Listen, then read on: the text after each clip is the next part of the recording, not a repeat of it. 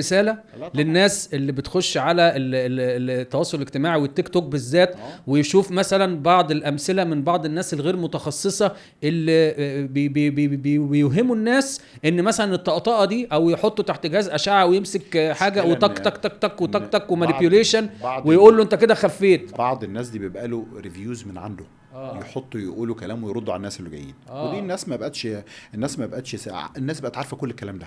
ويخشوا يشوفوا الريليشن بين الريفيوز اللي كاتبين وبين الدكتور نفسه، بيلاقوا عنده على الصفحه ويلاقوا حاجات كتير. والناس بدات تتكلم في الموضوع ده حتى في العيادات لما يقولوا ده حصل كذا كذا كذا ويردوا عليه على فدي طبعا مشكله كبيره، ولازم الناس تخش وتدور وتستقصي وتسال ناس متخصصه. يعني تسال، يعني انا رايح ده انا ما اعرفش، طب اسال ده ايه رايك في الموضوع كذا كذا. ما نخدعش ان انا اشوف فيديو. ما هو احنا عارفين واحنا بنقول ان الطقطقه دي لو انا بستخدم مانيبيوليشن، هي راحه مؤقته. بس راحه مؤقته، هو لها العصب ريلاكسيشن كده شويه في العضلات، اندورفين تطلع، يقول لك البيت حلو اسبوع 2 بس. لكن هل هي حل جذري لوحدها؟ لا طبعا.